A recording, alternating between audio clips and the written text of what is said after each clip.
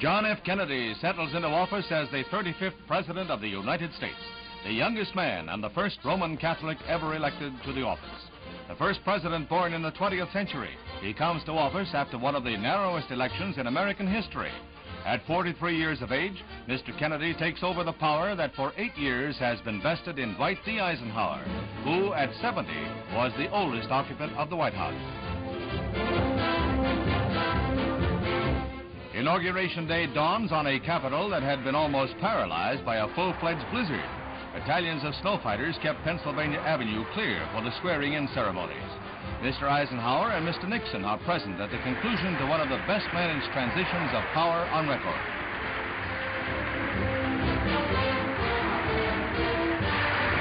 Despite sub-freezing temperatures, hundreds of thousands watched the ceremonies in front of the Capitol as the new President and Vice President Lyndon Johnson assume office. Slippery streets and snarled traffic cause a delay in the swearing-in ceremonies, a delay which the President and his predecessor pass in serious conversation.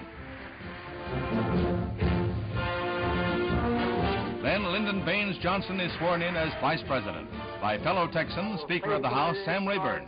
The first time, incidentally, a Speaker of the House of Representatives has administered the oath of office to a Vice President. Then, 10 minutes later, John Fitzgerald Kennedy is sworn by Chief Justice Warren as the 35th President of the United States, with the prayers of 4 major faiths to support him in office. Fitzgerald Kennedy, do solemnly swear. I, John Fitzgerald Kennedy, do solemnly swear that you will faithfully execute the office of President of the United States. that I will faithfully execute the office of President of the United States And will, to the best of your ability, and will, to the best of my ability, preserve, protect, and defend the Constitution of the United States. preserve, protect, and defend the Constitution of the United States. So help you God. So help me God.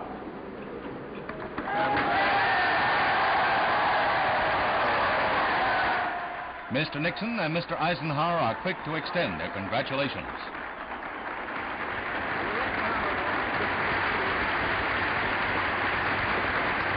President Kennedy's speech is brief and stirring. Let the word go forth from this time and place to friend and foe alike that the torch has been passed to a new generation of Americans born in this century, tempered by war, disciplined by a hard and bitter peace, proud of our ancient heritage, and unwilling to witness or permit the slow undoing of those human rights to which this nation has always been committed and to which we are committed today at home and around the world. A significant portion is addressed to Latin America.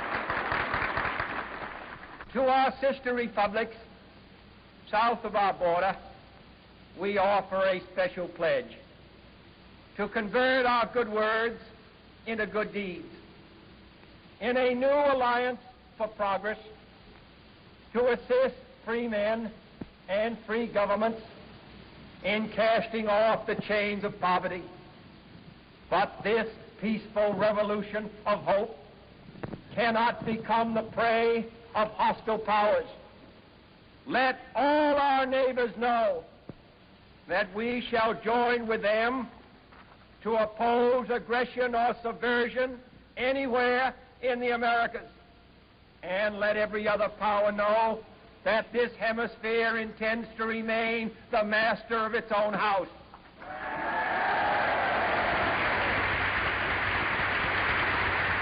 About a half hour behind schedule, the official party lunches in the Capitol, where the others chat as Mr. Kennedy's meal is interrupted to sign the papers formally nominating his cabinet.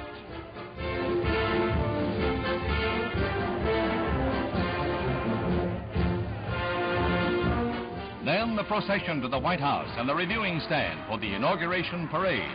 En route to their new address, 1600 Pennsylvania Avenue, John and Jacqueline Kennedy are cheered by nearly 1 million. The presiding dignitaries review a vast and impressive array of military units, bands, and drill teams. A 3.5-hour march.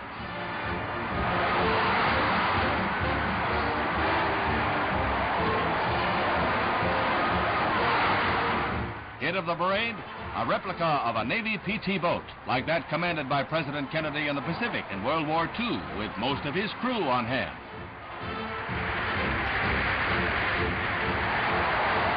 A stirring but chilled review in the freezing weather. That night, things warm up. After a brief rest, President Kennedy and the First Lady venture from the White House to attend a round of no less than 5 gala inaugural balls. The presidential couple arrive at the main ball at the Columbia Armory, Washington's resplendent finale to 2.5 days of celebration. A new era begins under the leadership of President John F. Kennedy.